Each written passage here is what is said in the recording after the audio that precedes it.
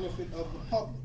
This is why the church cannot preach against public relations or things of the public, is because you incorporated. So basically you're saying, I'm working for the benefit of the public.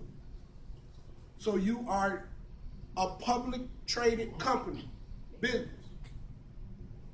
So you have no right to say anything about the public. Oh, so then I need to invest in the Potter's house because Jake's is just doing great these days. We're going to touch it. I talked about that last night too. We're going to touch it. Wow. A corporation is a state franchise. Everybody know what a franchise is. Right.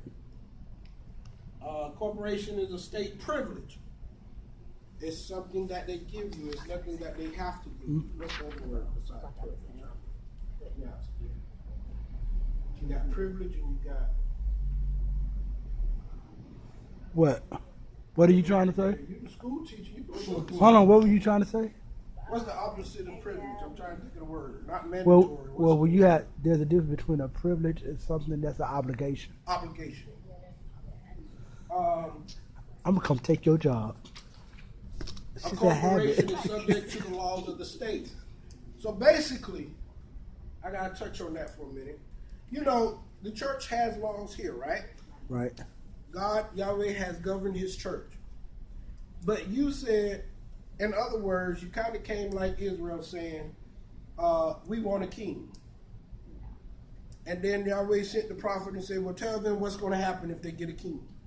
He went and told them, and they still say, we want a king. We want to be like the other nations. So that's basically what you're doing. So what happens is you go to the state and you say, we want to incorporate our church. So because the state has created you, you now fall under the laws of the state. Guess what? You just voided out your laws. Because when you go, if anything happened and anybody sued the church, by law, you can't bring nothing that has to do with God or the Bible in there because you have voided this out. You basically said, I'm going to live by your laws and I don't care about this. So they're not going to let you, they're not going to hear nothing that you say about, oh, well, God said this. They're not going to hear. Now, the funny thing about separation of state and church, they don't want the church telling the state what to do, but the state want to tell you what to do. Not knowing that it's actually the other way around. The church always governed the states. The word you were looking for is rights. It's a state's privilege, right? Not a right. Yeah, right. That's what I had to. So, you threw me off. Sorry. I was thinking about the church has always governed the state. Yeah. The church always governed the state. And that's the reason Lyndon B. Johnson said, we're going to make an organization and give it to the church, and we're going to shut them up. We're going to silence them from getting in my business. Because there was a lot of laws and stuff that he passed. We're going to deal with that later. There was a lot of laws and stuff that he wanted to pass that the church said no. And back then, the church had power. So when the church spoke, that was it. Until the church gave up that right and said, we want to do, that's when the church lost its voice.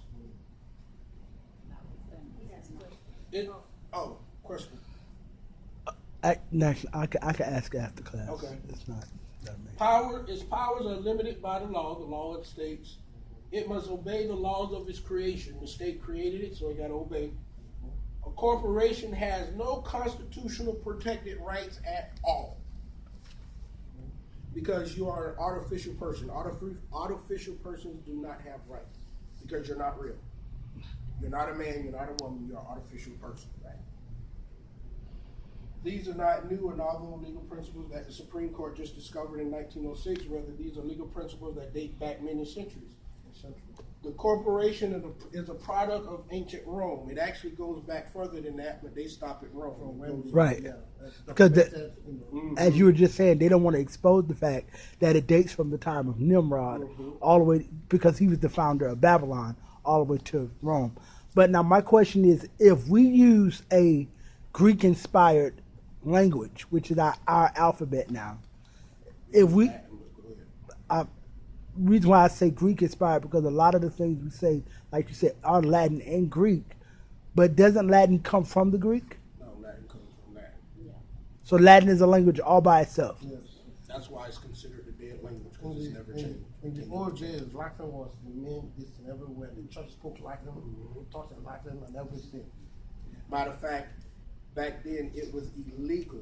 Not only was it illegal for anybody besides the church or bishops and stuff to have a Bible, but it was illegal for any Bible to be in any other language except for Latin.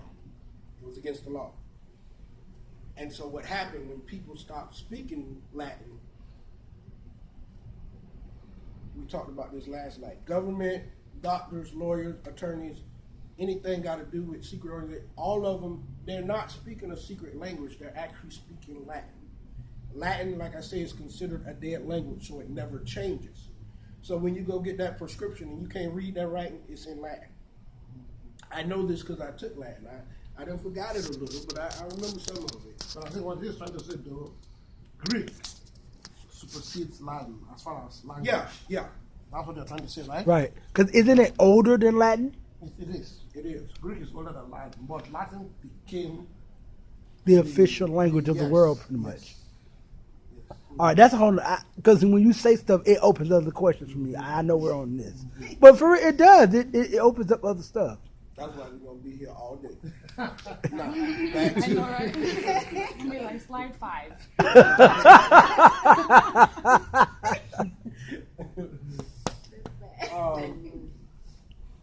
by 6 AD, the codification of Corpus Juris Civilis, Latin, the first great codification of Roman civil law, all spontaneous collectives of persons, we're going to deal with that word persons, were required to incorporate. The early church was persecuted over their refusal to incorporate. Had they incorporated, they could have avoided much of the persecution they otherwise suffered at the hands of the Romans. You remember the famous saying, "Give me liberty or give me death"? Yes. Do you know why he said that? He wrote a whole speech, but that's the famous That's the line. one. That's the one that everyone remembers. Patrick Henry. Why Yeah. did he say that? I could give an idea. I don't know exactly. because they refused to go under the state. They didn't want to be incorporated, so and they believe only in their God, and so it's either they follow the state or they stand for God. So they didn't want to follow the state, so they're like, okay, kill me instead of following your law. Right. That's all right. But originally what happened was he rode in, and when he rode in, they had a whether you say pastor, bishop, in the square tied to the post,